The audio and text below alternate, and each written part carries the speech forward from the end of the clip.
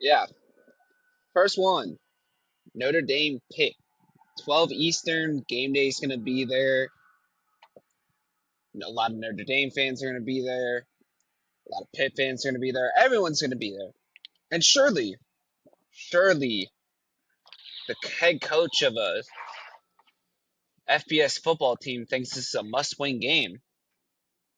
You would think that, right?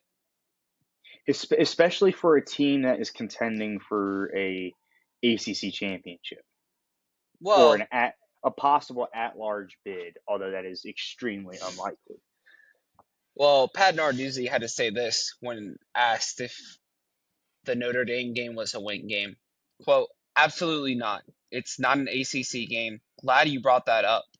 I'd gladly get beat 103 or 110 to 10 in that game. They can put a they can put 100 up on us as long as we win the next two. Again, our focus is on Notre Dame and getting as many wins as we can. I know Narduzzi's been there for a very long time. He's been, I think, what, 2017, I think, something like that. And Sounds right.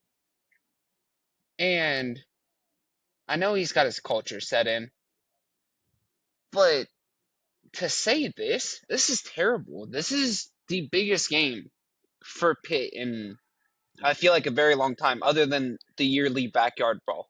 But take that out of the equation. This is the first time Pitt has been relevant for a playoff spot. And you have your head coach coming out and saying, "Well, this game doesn't really matter. Like it's not a must-win game. We're just gonna play the game anyway. Hope we'll beat them." And so you look at that, and you look at that as a player, and it's like, what if you're down like I don't know, 17-7 at halftime? You're like, well, we tried. Maybe had a couple of deflections that turned into turnovers on the Notre Dame side. Like you were close. If a couple plays that went your way, maybe it'd be a tie game.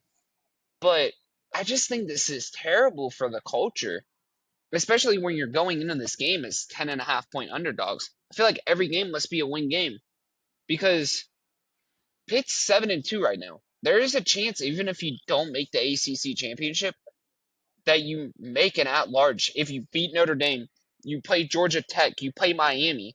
Like you have three huge games, and arguably you'd have the best resume in the ACC. Their only losses, I believe, are to Louisville and West Virginia, which I think the Yes, West but Virginia loss. both Go are ahead. one-score games. Take West Virginia out of it. It's a rivalry game. It was at West Virginia. The home teams won that game a lot. And after the Louisville game, you started Mason Heinschel. Started 2-2. You started Mason Heinschel over Eli Holstein. And Pitt's 5-0 with him. Kid's airing it out. He's got 300 yards in four of his five starts this year. He has turned the ball over a little bit. 5 interceptions, 2 fumbles. And so I just think this is terrible. Back to the Narduzzi quote, I think it's terrible for culture. And so Notre Dame's gettable. I mean, we saw Miami and Texas A&M do it earlier this year. Now Notre Dame's been playing a lot better ball since then, but true freshman quarterback who's been airing it out. It's not normal Pitt football where you think it's run the ball, stop the run. They're airing it out. They're scoring 30 plus points a game. I just I thought they had a chance in this game until I see Narduzzi come out and say that this game essentially does not matter. When you have a head coach making comments like these, you have to wonder if he's going to say these, what's the whole point of playing an out of conference schedule? Yeah, none of those games are ACC games. Ultimately, they don't matter for an auto bid. So why even schedule? I mean, you're running the risk of your players getting hurt. It's why even start the starters? You can start the twos and even then there is a scenario where say Notre Dame blows them out 110 to 10 or even 110 to nothing. Are you going to put that team in? in the No. last 3 weeks of the season? Are you gonna put that team in even if they win the eight? Say they do win the ACC championship. There's a chance. There's a chance. Say they win the next 3 games really close. There's a chance that you get left out JMU, if the committee views JMU and USF having a better resume. You can get in as an at large at 10-2. You might be able to get in at 10-3 if Georgia Tech. Yeah, well, you'd have to beat Georgia Tech, but if you run the table, and losing the ACC championship, there's still a chance you get in. I just, if you don't lose this game, I just don't understand the logic, and maybe it's gamesmanship, and maybe Narduzzi's trying to let Notre Dame and Marcus Freeman get a little too comfortable. But I don't see that with Marcus Freeman. They had the two losses. They're two of the best. They have the best two losses in the country, I would say, of the two lost teams. But I just, I think this is, I thought that was terrible. So they're gonna play the game anyway. Now to the stats and on the field. Notre Dame forces a lot of mistakes. They're ranked number 12 in turnovers. Pitt has turned the ball over a little bit, quite a bit. And so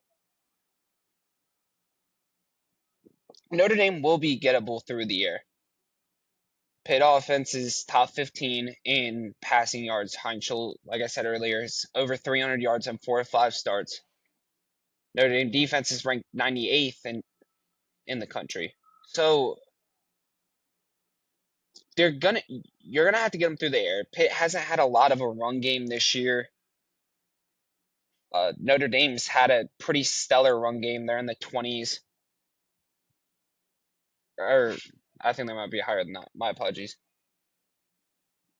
But I just I think the way you're gonna get Notre Dame is gonna be through the air in this game. I think this game will hinge on Notre Dame forcing Heinschel into mistakes, and just if I feel like if you simulate this game in your head 100 times, you could see Notre Dame just blowing them out of the water. I think we'll have a repeat of Texas Tech and BYU of last week. Super hype up team has a chance to do some great things, but hasn't played the strongest competition, and then just lays an egg when the spotlight's on them. I'm afraid that's going to be Pitt. Your thoughts? Um, I think it's going to be if Pitt really comes in and cares, and they can put their head coach's comments behind them, which ultimately I think will happen. I think they'll come out and show a little bit of fight.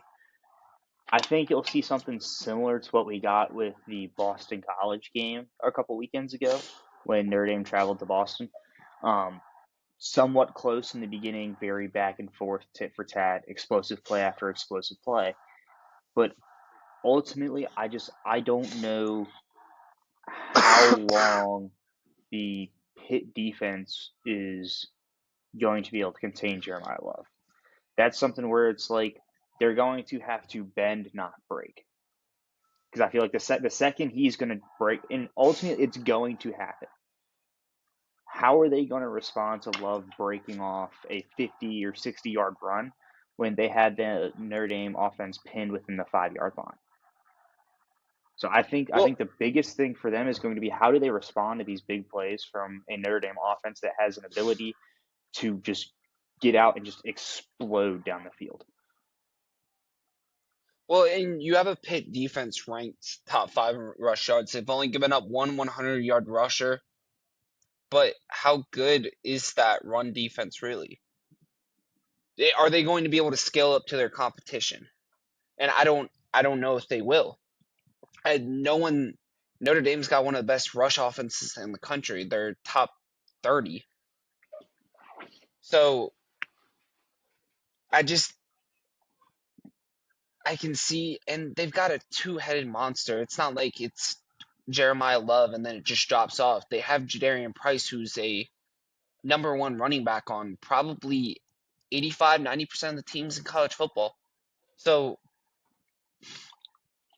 and the Pitt defense is a little bit weaker when it comes to pass yardage. So, or are you going to have a really good game from CJ Carr? I think this is a game where CJ Carr could go off. Can those receivers get open against a little bit of a weaker Pitt secondary? I think there's a really real chance of this game just you can look up in the third quarter, midway through the third quarter, and you can see this game being 35-10. I really think that, and it's really hinges on if Notre Dame can force Mason Heinschel to make mistakes. He's turned the ball over a couple times this year. True freshman quarterback under the bright lights. I know it's a noon kick, but you got game day there. You got everybody there. Will Mason Heinschel be able to keep the mistakes minimal against the Notre Dame defense? That will be ultimately the question I think that will decide the game. Real quick before we move on, I've seen a couple of things start to pop up on social media about this. Do you think Heinschel will be the starting quarterback for Pitt at the start of next season? Or do you think that with other teams seeing how he's played for Pitt over these last 5 games, that you'll get one of these teams that will either they'll be kind of higher up in the Power Four kind of structure, or one of these top Power Four teams that's going to end up losing a quarterback at the draft, go out and shell out a decent amount of money for who will then be a sophomore quarterback who has played fairly well and at the end of the season will be somewhat battle hardened. I think a lot of it hinges on this game. I like the little bit I've watched of Mason Heinschel. I had to watch a little bit to get caught up to know who Pitt is, but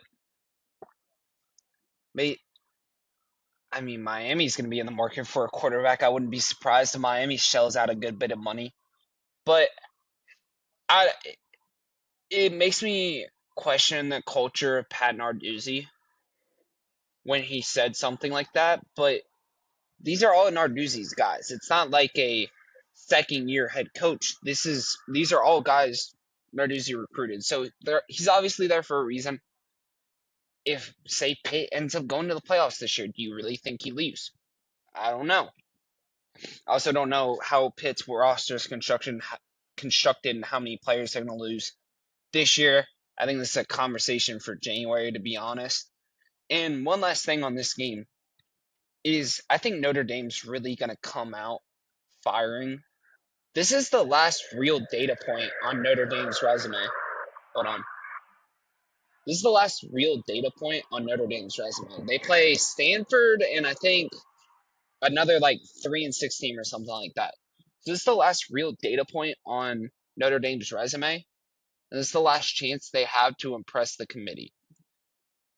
And in which point their resume can't really help them anymore. So this is the last real point where you have a chance to go impress the committee, say something crazy happens where Texas and Oklahoma and Vandy all deserve to be put above you. Something to that effect happens.